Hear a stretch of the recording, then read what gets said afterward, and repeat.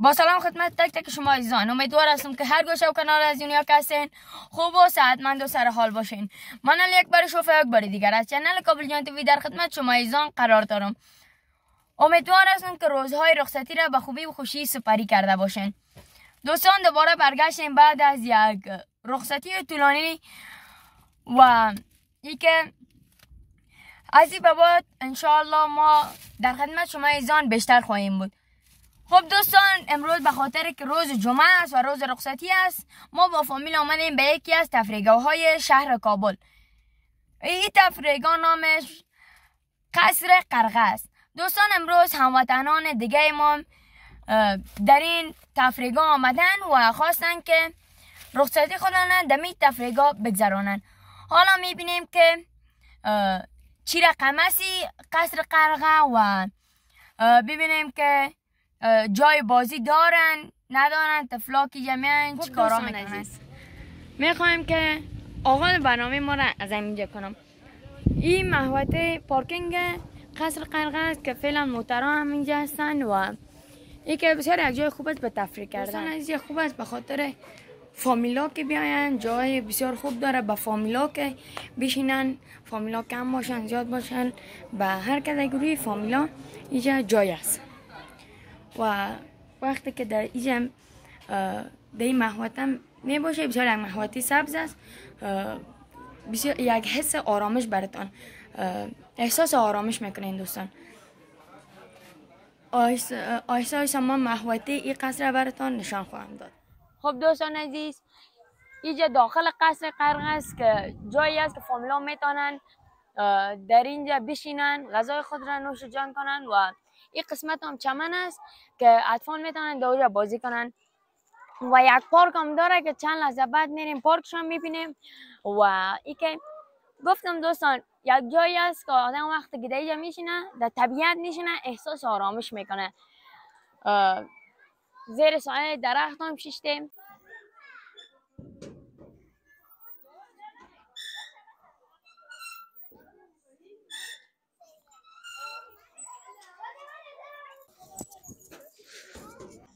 دوستان همون قصر است و اینجا پارک بازی اطفال.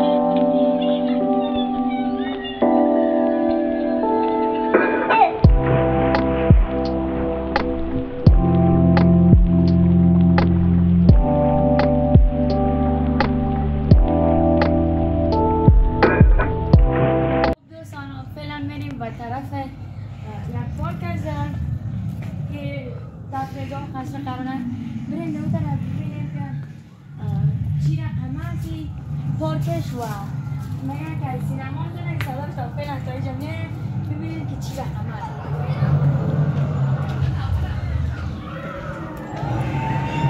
خب دوستان فعلا آمدیم داخل ای پارک و در اینجا یک سینمای افبودی هم بوده، افبودی هیجان.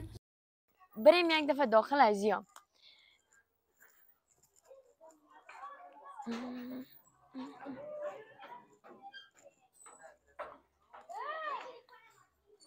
فعلا ما در امو سینمایی گفتم براتون آمدیم و فیلم گفتیم حالا برای ما شاید پلی کنه چند دقیقه بعد.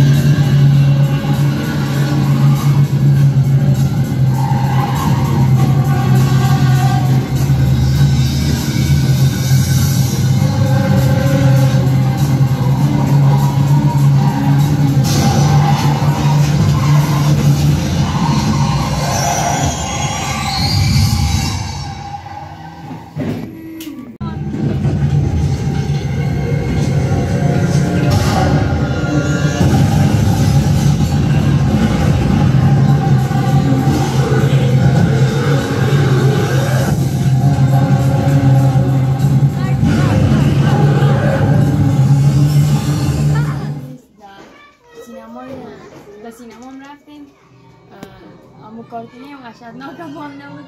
حالا دیگه کس رفتن. خب دوستان امیر عثمانیان مگم زیاد ترسیدن کردن.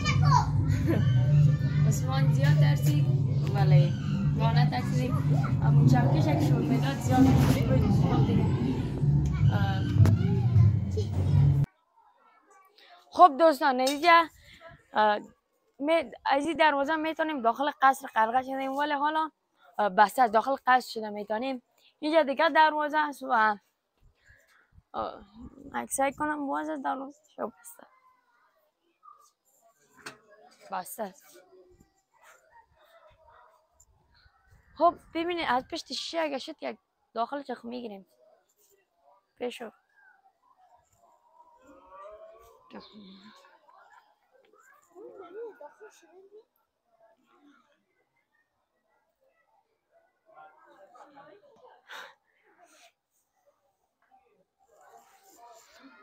خب دوستان داخلش که از پیش میبینیم بسیار زیباست و قصر از دیگه. خب بریم به طرف پارک. به طرف پارک که بود سینمای حوی.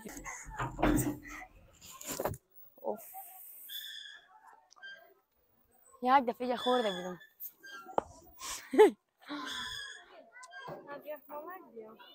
دلم اصلا. خب دوستان بریم به از این طرف قصر بریم و ببینیم که این طرف چطور است.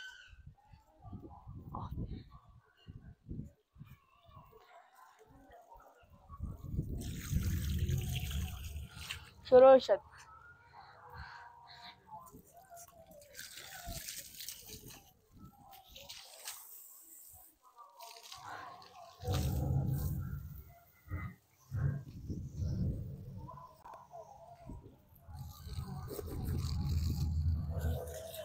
شیرین است مگه؟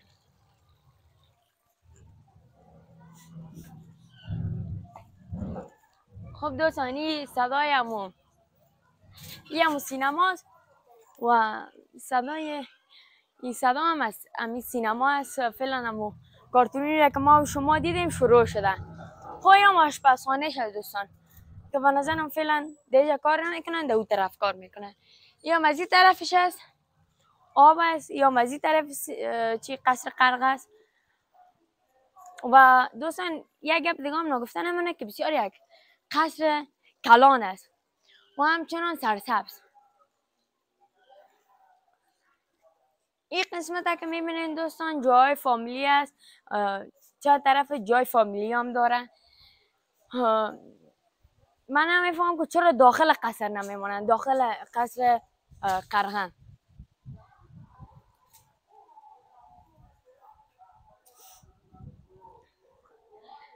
دوستانی که شب میشن این گروپ ها را چالان میکنن بسیار زیبا میشن و در اینجا انگور هم است. خب دوستان عزیز این بود برنامه امروز ما. تا برنامه دیگر شما را به الله یکتا میسپارم. وطندار باشید.